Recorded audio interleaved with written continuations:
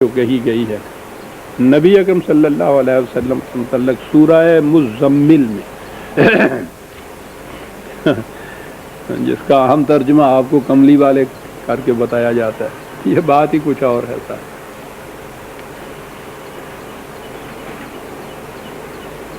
اس کے معنی ہوتے ہیں ایک بڑے لمبے چوڑے سفر کے لیے نہایت ہم آہنگ افراد کی جماعت تیار کرنے والا،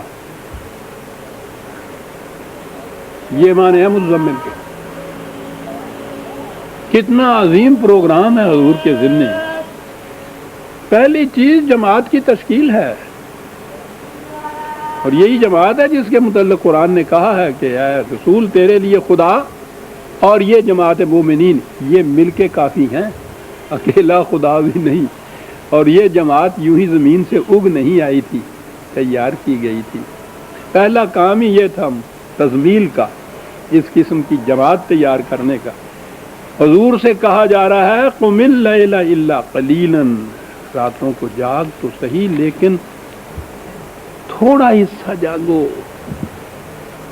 نصفہ او انقص منہ قلیلا، آدھی سے بھی کم رات جاگو۔ اس لیے کہ انا سنلقی علیک قولا ثقیلا، بہت بھاری پروگرام ہے جو تیرے ذمہ عائد کیا جا رہا ہے۔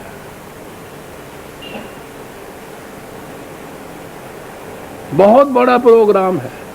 انا لک فی النہار سبحا طویلا، دن میں تیرے لیے سرگردانی اور کشمکش کا بہت بڑا پروگرام لمبا چوڑا ہے، سارا دن اس میں لگ جاتا ہے۔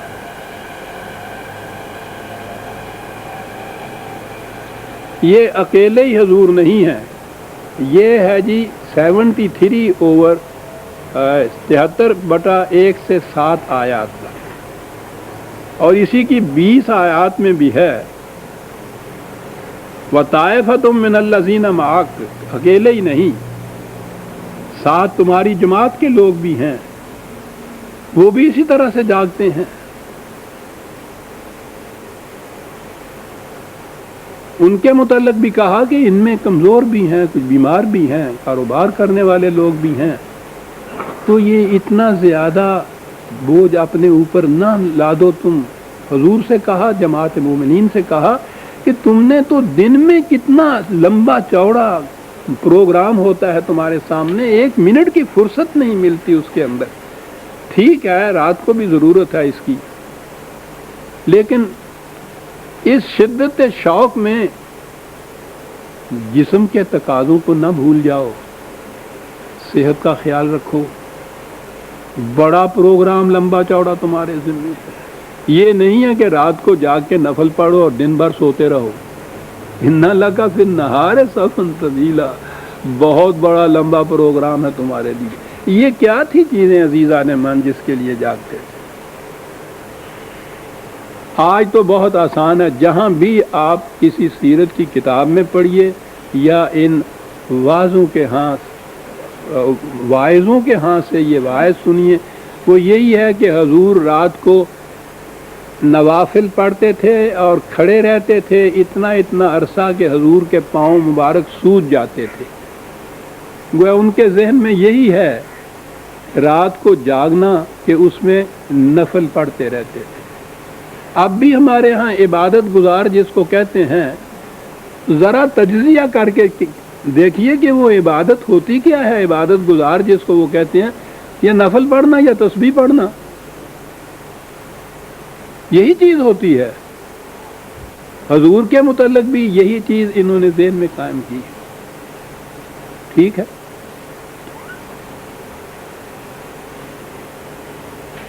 مذہب میں اس سے زیادہ کوئی تصور آ ہی نہیں سکتا۔ اس میں تو صاف بات ایک ثواب حاصل کرنے کا ہے جو ذہن میں قائم کر لیا ہے۔ عبادت کے معنی پرستش ہے، پرستش کی یہ چیزیں ہیں، یہ تو متعین اوقات کی نماز ہو گئی، وہ تو تھوڑے سے وقت کے لیے، باقی وقت کے لیے کیا کیا جائے گا؟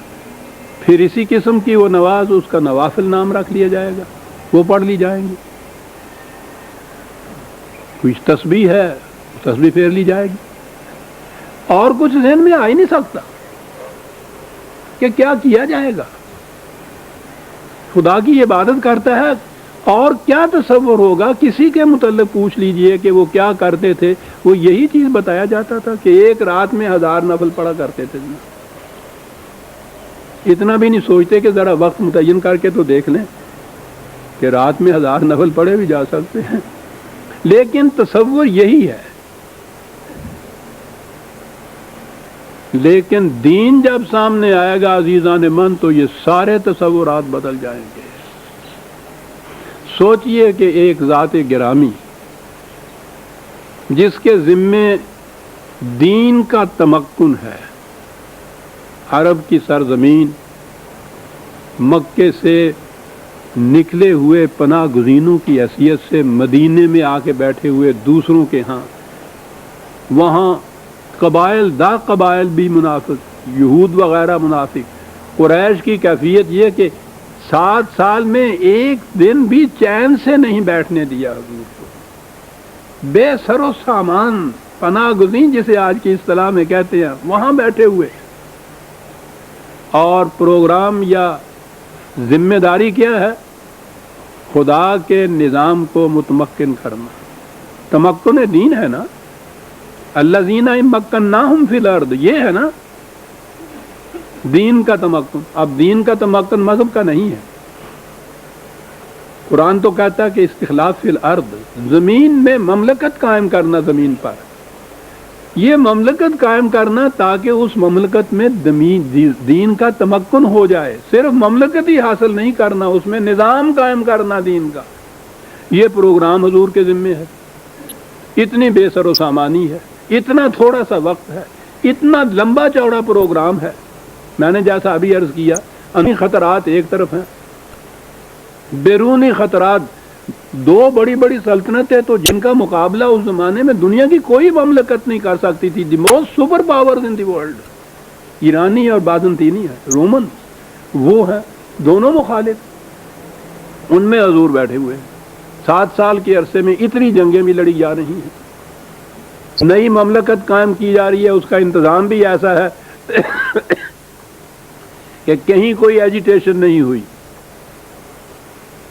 کوئی فساد برپا نہیں ہوا. نہایت امن اور سلامتی. امن اور سلامتی کی کیفیت جو حضور نے مثال بیان فرمائی, اس سے بہتر مثال نہیں مل سکتی. کہ تم کہتے ہو کہ اس مملکت میں کیا ہوگا, بے خوفی کا کیا ہوگا.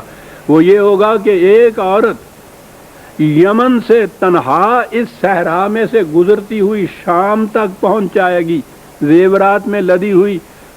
کبھی اس کو کسی قسم کے خطرے کا خوف نہیں ہوگا. پروگرام آپ دیکھ رہے ہیں کیا ہے یہ.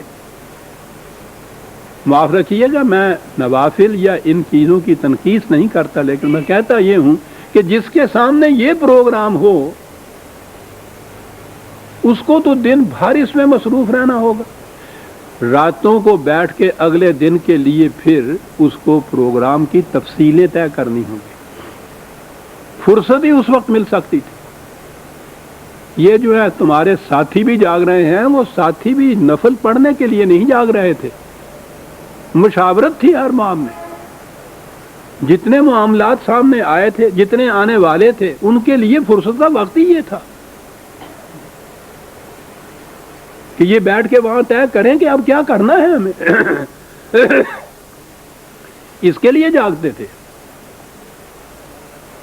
عبادت کے معنی تھا, لفظ اس عبادت کے معنی ہیں قوانین کی تابع داری, محکومیت خدا کی.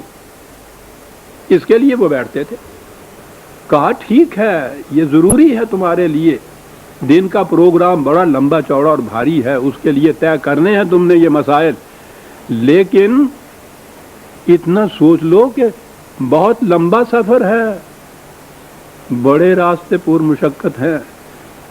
اپنی تندرستیوں کا بھی خیال رکھو, طبی ضروریات کا بھی خیال رکھو.